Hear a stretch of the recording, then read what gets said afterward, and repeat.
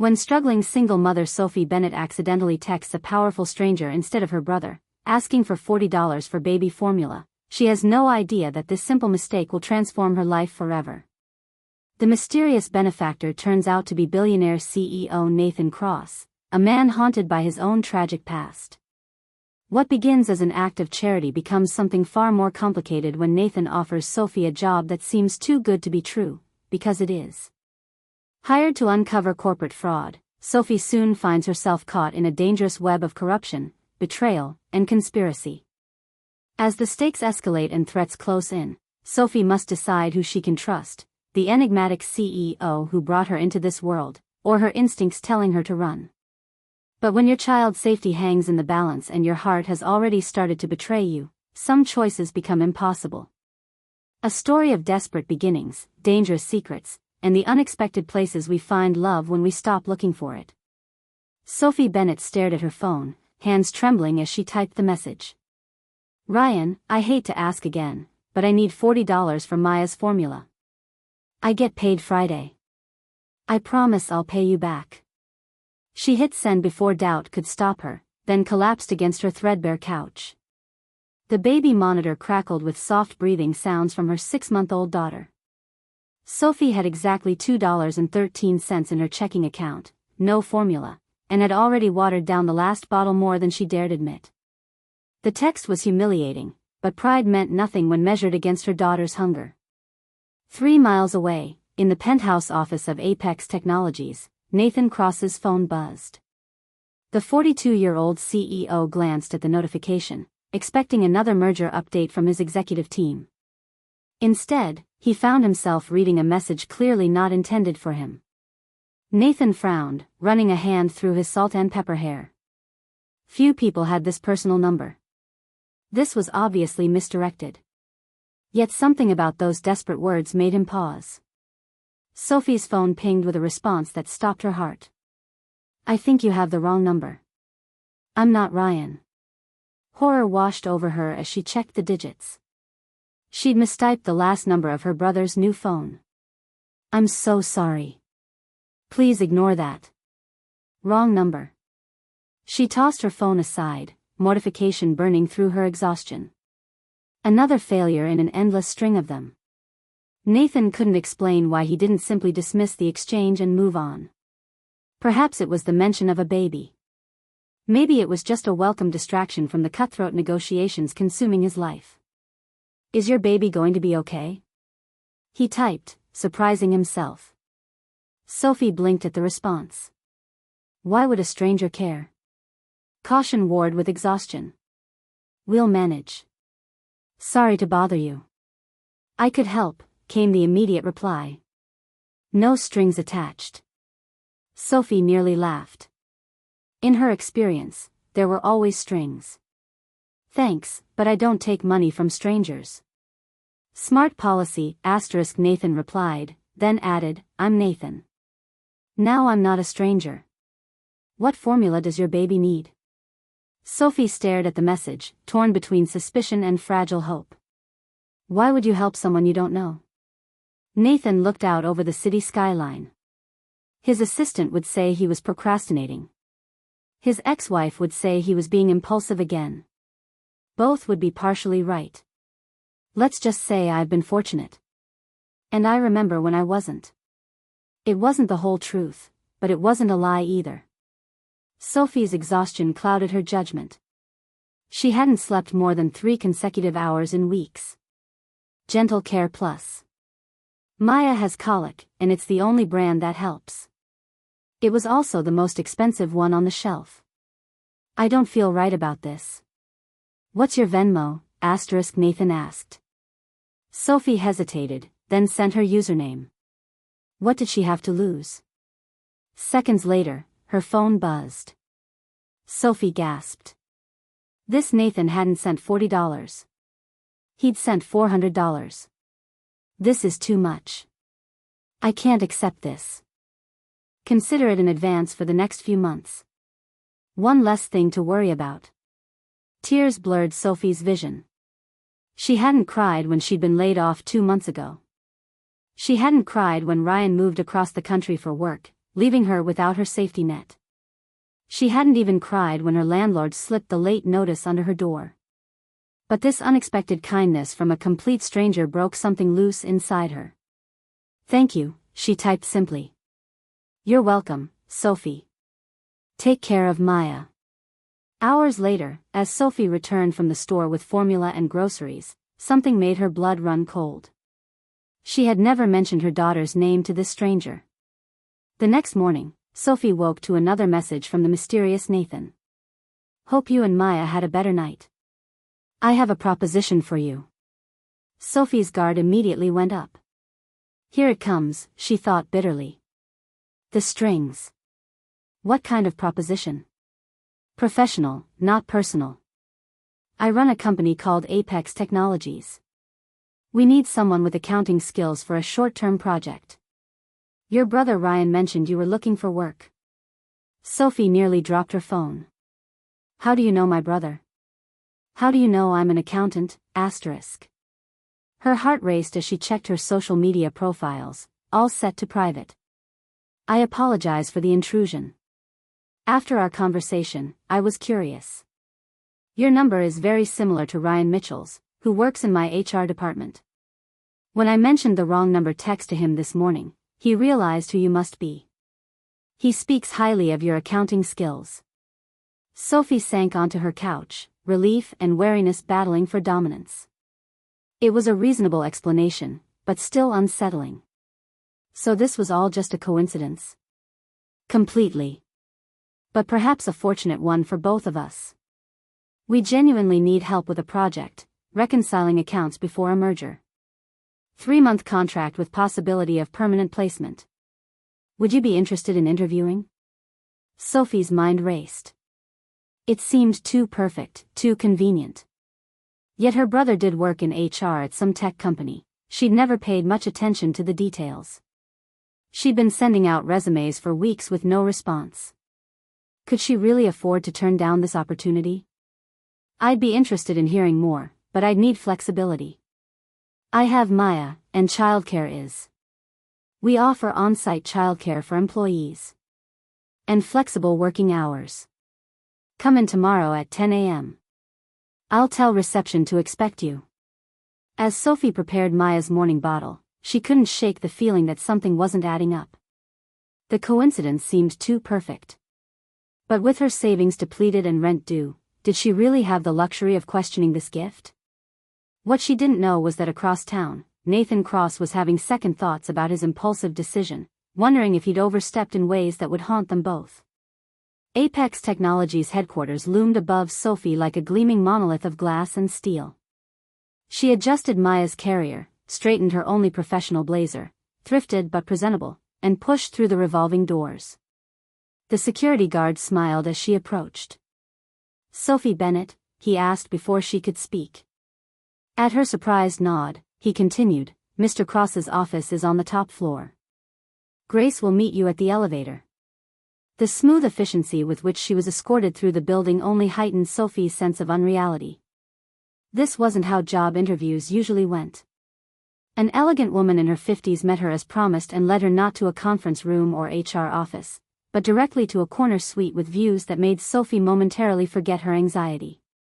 "He'll be with you shortly," Grace said, gesturing to a sitting area. "Can I get you anything? Coffee, water?" "Water would be nice. Thank you." Sophie settled Maya's carrier on the soft leather couch beside her. The baby was mercifully asleep, exhausted from the morning's preparations. The office was surprisingly warm for a CEO's domain. Bookshelves lined one wall, family photos dotted the desk, and a guitar stood incongruously in the corner. "She looks peaceful," came a deep voice from the doorway. Sophie turned to find a tall man watching her with keen interest. His expensive suit couldn't hide the athletic build beneath, and laugh lines around his eyes softened what might otherwise have been an intimidating presence. This was Nathan Cross, the stranger who had sent her $400 for baby formula. "Mr. Cross," she said, standing quickly. "Thank you for seeing me." "Nathan, please," he corrected, moving forward to shake her hand. His grip was firm but brief. And thank you for coming on such short notice. An awkward pause acknowledged the strange circumstances bringing them together. I should explain yesterday's texts, he said finally, taking a seat across from her. I don't make a habit of sending money to wrong numbers. And I don't make a habit of accepting it, Sophie countered. I'm still not entirely comfortable with how this happened. Nathan nodded, respecting her directness. Fair enough. The truth is, your message came at a particular moment.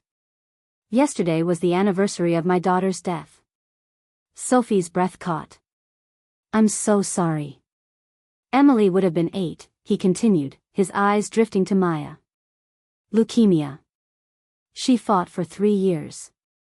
Sophie instinctively reached for Maya's carrier, a protective gesture that didn't go unnoticed. When I got your text about needing formula, Nathan said, it felt like a chance to help someone the way I couldn't help her. The explanation disarmed Sophie. The suspicion she'd been nursing, that this was some elaborate setup, began to dissolve. And the job, she asked cautiously.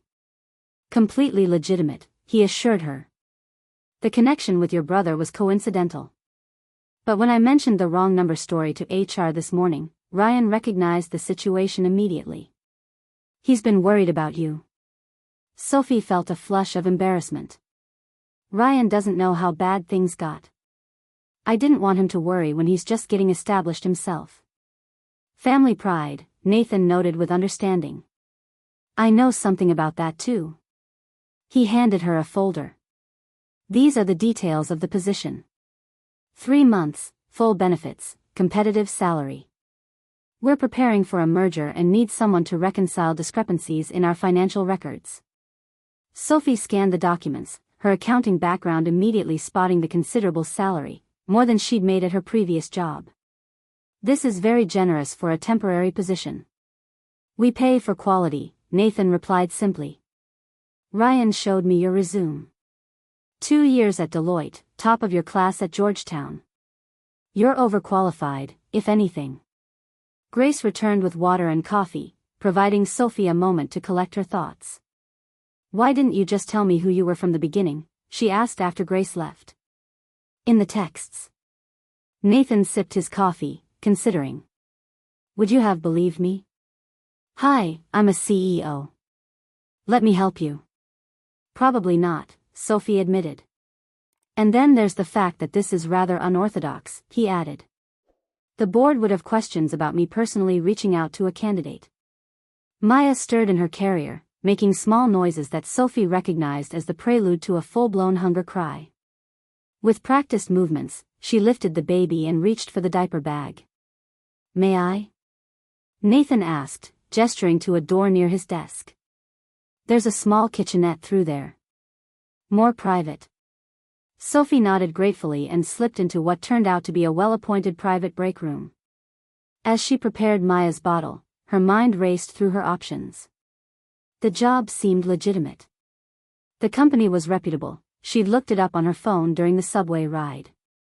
Yet the circumstances remained strange enough to give her pause. When she returned, Nathan was on the phone, his voice low and tense.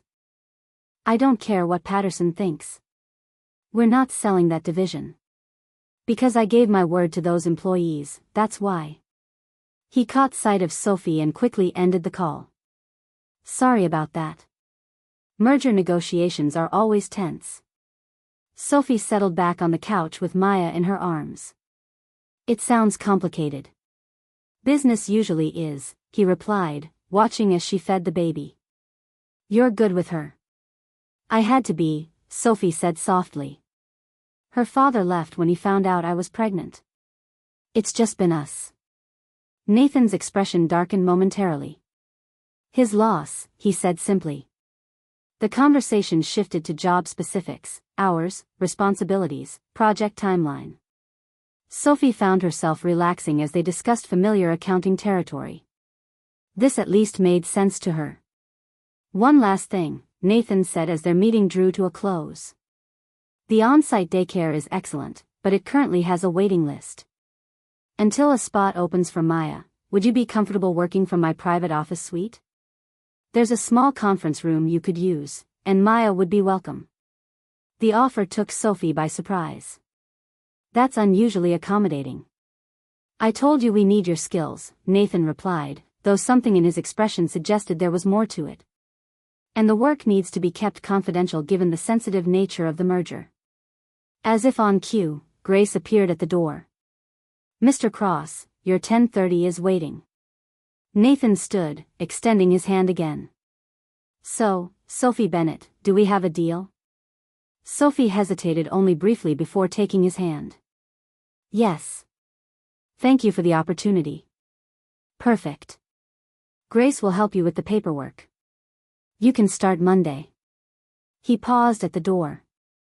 And Sophie, the $400 was a gift, not an advance. No need to pay it back. Before she could protest, he was gone, leaving Sophie with the distinct impression that her life had just changed course in ways she couldn't yet imagine.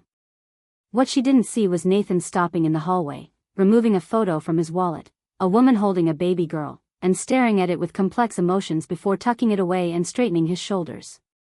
3 weeks into her contract at Apex Technologies, Sophie had settled into a routine that still felt surreal.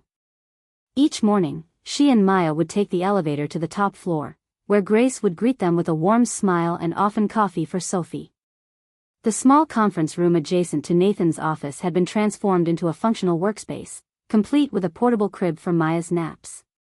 The financial reconciliation project was challenging but engaging, exactly the kind of work Sophie had excelled at before Maya's birth had derailed her career plans. The discrepancies she'd been hired to investigate were subtle but significant. Consistent patterns of small financial aberrations that individually meant little but collectively suggested something troubling. These numbers don't add up, Sophie murmured to herself, comparing spreadsheets on her dual monitors. Maya babbled happily from her playmat, entertained by the colorful toys Grace had mysteriously produced on Sophie's second day. A soft knock interrupted her concentration. Nathan stood at the door, his tie loosened, looking more tired than she'd seen him.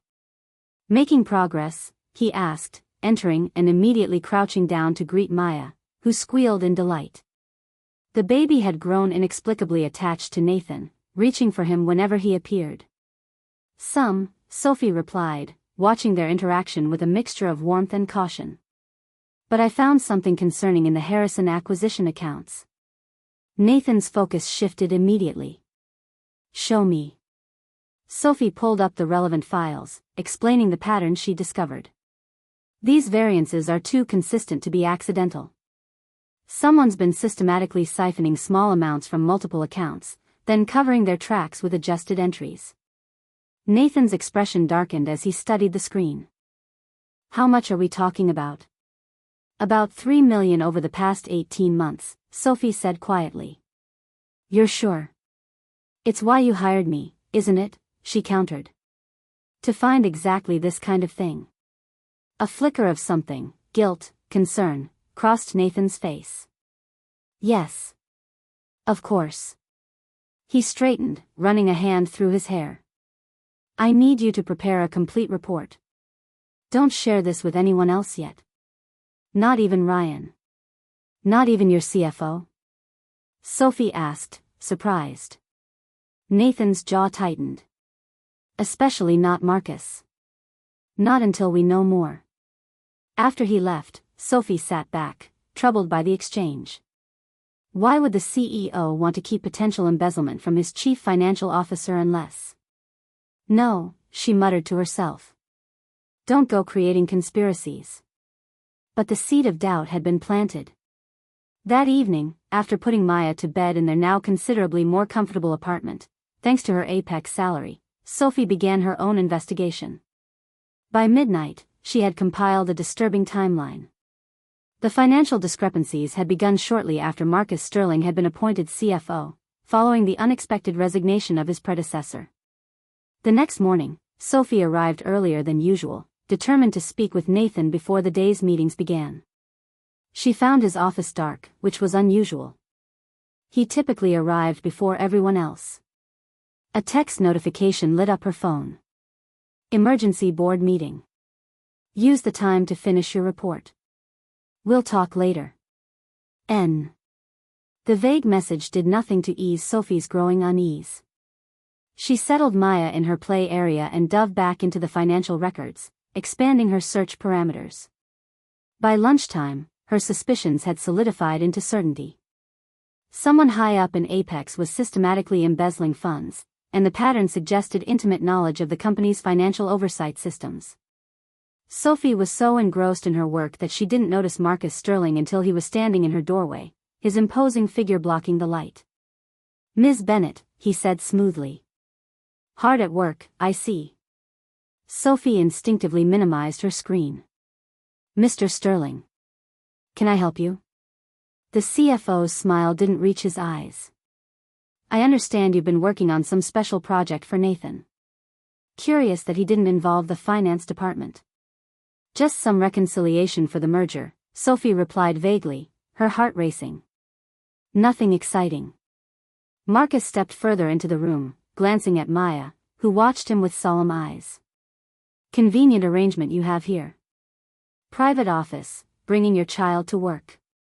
Nathan must think very highly of your skills." The insinuation was clear and made Sophie's cheeks burn with indignation. "Mr. Cross values efficiency," she said stiffly. "And I've found several issues that needed addressing."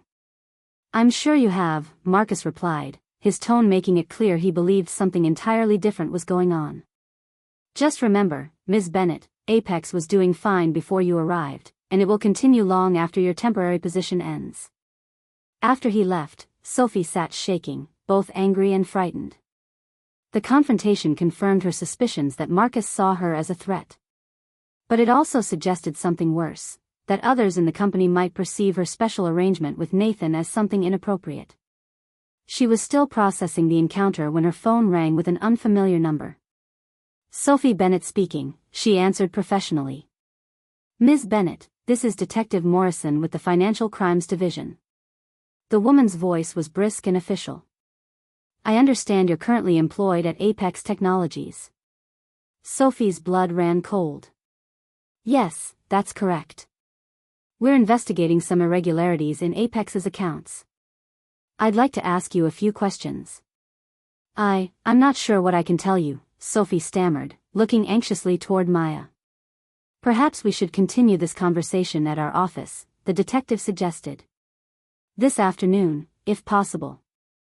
By the time Nathan finally returned from his meeting at 3 o'clock, Sophie was nearly frantic. She immediately pulled him into his office, closing the door.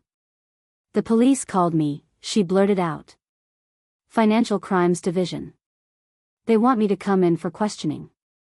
And Marcus Sterling was here, acting suspicious about what I'm working on." Nathan's face paled. "Damn it," he muttered.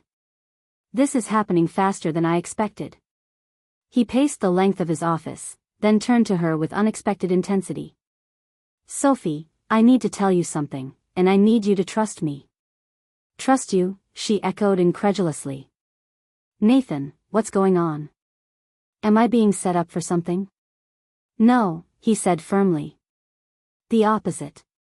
I need to show you something." He unlocked a drawer in his desk and pulled out a thick file. "I haven't been entirely honest with you about why I hired you." Sophie felt the floor shift beneath her. "What do you mean?" "You weren't randomly assigned to me through a wrong number," Nathan said, his voice low and urgent. "I've been investigating internal theft at Apex for months. We needed someone from outside the company. Someone with no connections to the executive team. So you, targeted me?" Sophie felt sick. "Your brother mentioned you months ago. Your skills, your situation. When we needed someone trustworthy, I remembered. The wrong number text was genuine. That part was coincidence. But once I realized who you were, I saw an opportunity." "You manipulated me," Sophie whispered, thinking of Maya, of how vulnerable they had been. "You used my financial situation, my desperation. To give you a legitimate job that you're excellent at," Nathan countered. "Yes, I had ulterior motives for hiring you, but not the kind you're thinking. I'm working with the FBI on this, Sophie. Marcus Sterling isn't just embezzling. He's laundering money through our international divisions." Sophie sank into a chair, her mind racing. The detective who called is legitimate, Nathan confirmed. But you need to be careful what you tell her. We don't know who else might be involved. Before Sophie could respond, Grace burst into the office without knocking, something she'd never done before. Nathan, she said, her usual composure shattered. They're here. Board security and the police. They're saying, she faltered, looking at Sophie with confusion. Saying what, Grace? Nathan prompted, already moving towards Sophie and Maya. They're saying you've been embezzling funds. They have a warrant for your arrest. And they specifically mentioned Ms. Bennett as an accomplice. Sophie clutched Maya to her chest, cold terror washing over her. This can't be happening. Nathan's face hardened as he made a swift decision. Grace, use the private elevator. Get Sophie and Maya out of the building now. Take them to the safe house. The safe house? Sophie repeated, feeling as though she'd stumbled into some bizarre thriller. Nathan, I can't just. Sophie, he interrupted, gripping her shoulders and looking directly into her eyes. Listen to me carefully. Marcus knows you found evidence against him. He's trying to frame us both. If you stay here, they'll separate you from Maya while you're being questioned. The thought of being separated from her daughter was enough to galvanize Sophie into action. She quickly gathered Maya's things while Grace collected the files from Sophie's desk. What about you? Sophie asked Nathan as they moved toward a hidden door behind his bookcase. I'll handle this, he said grimly. I have allies on the board. Just stay safe until I contact you. He hesitated, then added more softly, I'm sorry for not being completely honest. But I swear everything else, the way I feel about you and Maya, that's been real. Before Sophie could process his words, Grace was guiding her through the hidden passage to a private elevator, leaving Nathan to face the approaching storm alone. The safe house turned out to be a modest but comfortable apartment in a secure building across town. Sophie paced the living room, Maya finally asleep in the portable crib Grace had somehow procured along with diapers, formula, and other essentials. You seem very prepared for this, Sophie observed, watching the older woman efficiently arrange supplies in the kitchen. Grace's normally pleasant expression was serious. Nathan has always been careful. When the discrepancies first appeared 6 months ago, he knew something was wrong. So all of this was planned, Sophie asked, struggling to reconcile her feelings of betrayal with the evidence that Nathan had been working to expose corruption. Not all of it, Grace replied, her expression softening. Finding you was genuine coincidence. But Nathan recognized an opportunity when he saw it. Someone with the skills we needed, with no connections to Marcus's network. But why not just go to the authorities from the beginning? He did, Grace said. But Marcus has powerful friends. The first investigation was quietly closed due to lack of evidence. She handed Sophie a cup of tea. Nathan needed irrefutable proof before moving forward again. Which I found, Sophie realized. Which you found, Grace confirmed. Sophie sank onto the couch, overwhelmed. And now I'm hiding in a safe house like some character in a thriller while Nathan is possibly being arrested for crimes he didn't commit. Nathan can take care of himself, Grace assured her, though worry lines creased her forehead.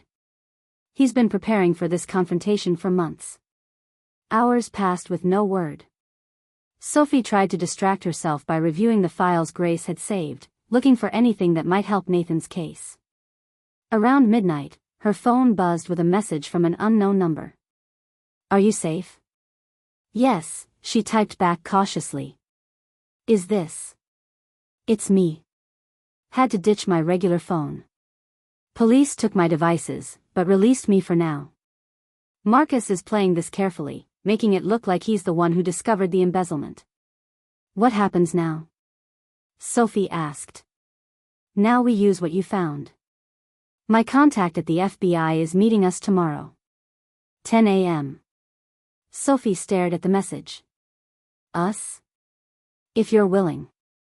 You found the evidence. You can explain it better than anyone.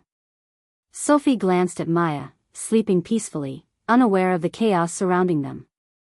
By agreeing to meet with the FBI, she'd be stepping directly into a dangerous situation, potentially making herself a target. The sensible thing would be to take Maya and disappear. She had enough money saved now to start fresh somewhere. But running would mean Marcus Sterling and his accomplices might escape justice. It would mean abandoning Nathan after he'd put himself at risk trying to do the right thing. Despite his deception about how they met, everything else, the job, the accommodations for Maya, the respect for her work, had been genuine. "I'll be there," she replied. The next morning, after Grace arrived to watch Maya, Sophie met Nathan at a nondescript office building downtown. He looked exhausted but managed a relieved smile when he saw her. "You came," he said simply. "I almost didn't," Sophie admitted. "Part of me still thinks this is crazy." "It is crazy," Nathan agreed, guiding her inside with a gentle hand at her back. "But it's also necessary." The FBI agent, a sharp-eyed woman named Agent Patterson, listened intently as Sophie walked through her findings, explaining in detail how the embezzlement scheme worked and how it had been disguised. "This is exactly what we needed," Agent Patterson said when Sophie finished. "Clear evidence of both embezzlement and money laundering." She turned to Nathan. "The board meeting scheduled for this afternoon. Marcus will be there?" Nathan nodded. "Along with the board members who've been protecting him. They're planning to formally accuse me and vote me out."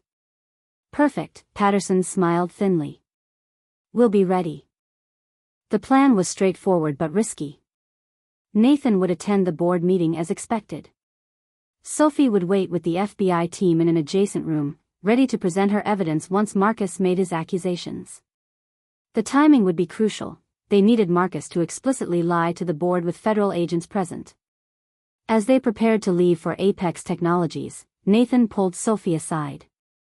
"If this goes wrong," he said quietly, "Grace has instructions to get you and Maya out of the country. There's an account set up in your name with enough to start over." Sophie stared at him, stunned by the extent of his contingency planning. "It won't come to that," she said with more confidence than she felt. "Just in case," Nathan insisted, pressing a small envelope into her hand. "And Sophie, thank you for trusting me. Even after everything." The board meeting began precisely at 3 o'clock. Sophie watched through a monitor in the next room as Marcus Sterling stood to address the gathered executives, his face a mask of regretful duty. "It pains me to present these findings," he began, distributing folders to each board member. "But the evidence is clear. Nathan Cross, with the assistance of an outside accomplice named Sophie Bennett, has been systematically diverting company funds to offshore accounts." Sophie felt sick hearing her name spoken with such calculated malice. On screen, Nathan remained impressively calm. "That's a serious accusation, Marcus," he said evenly. "I assume you have proof." "The proof is in front of you," Marcus replied smoothly. "Financial records don't lie." "No, they don't," Nathan agreed. "Which is why I'd like to introduce some additional evidence." He nodded toward the door, the signal they'd arranged. Agent Patterson opened the door, and Sophie entered the boardroom with 2 FBI agents flanking her. The shock on Marcus's face was momentarily satisfying before it transformed into calculated composure. "Ms. Bennett," he said coldly. "How convenient. Here to defend your benefactor?" "Actually," Sophie replied, "I'm here to explain how you've been stealing from Apex for the past 18 months. For the next 30 minutes, Sophie walked the board through her findings, methodically dismantling Marcus's false narrative while the FBI agents distributed her report. She explained how Marcus had created a sophisticated system of small diversions, hidden accounting adjustments, and falsified reconciliations to mask the theft of millions. The pattern begins precisely 3 weeks after Mr. Sterling became CFO, Sophie concluded, and the money trail leads directly to shell companies where he's the beneficial owner. Marcus's face had grown increasingly pale as she spoke. When she finished, he glanced toward the door, clearly calculating his chances of escape. "Don't," Agent Patterson warned, noting his gaze. "The building is secured." What happened next occurred so quickly that Sophie would later struggle to recall the sequence.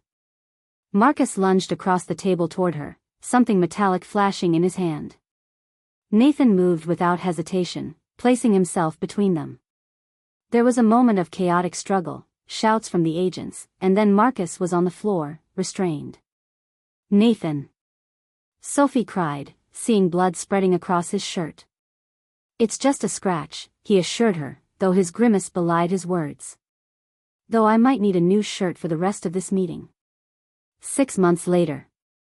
3 hours after Vincent's arrest, after statements had been given and wounds treated, Sophie sat with Nathan in his office.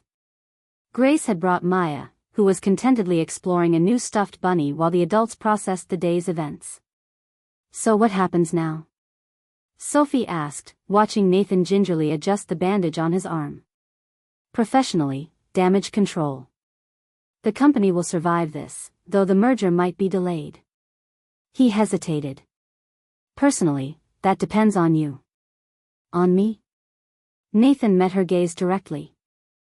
"Your contract has 2 months left, but I'd like to offer you a permanent position.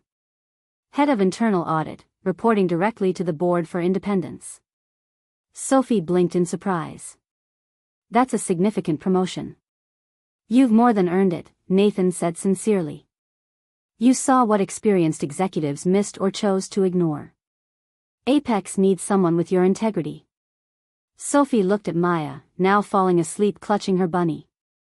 "And the accommodations for Maya?" "A spot has officially opened in the company daycare," Nathan replied with a small smile. "Though she's welcome in my office anytime." He paused, choosing his next words carefully. "Sophie, I know how this started wasn't ideal. I manipulated circumstances to get you here, and I'm sorry for that. But everything since, getting to know you, watching you with Maya, seeing your brilliance in action, that's been the most real thing in my life since I lost Emily." Sophie felt a flutter in her chest that had nothing to do with the day's adrenaline. "I need time to think," she said honestly. "This has been a lot." "Of course," Nathan agreed immediately. "Take all the time you need." 6 months later, Apex Technologies held its annual holiday party.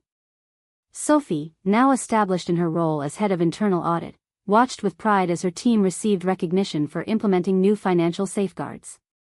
Maya, now walking unsteadily, toddled between Sophie and Nathan, who had long since moved beyond being just her boss. "Ready for the announcement?" Nathan whispered, taking her hand. Sophie nodded, feeling the weight of the engagement ring still new on her finger.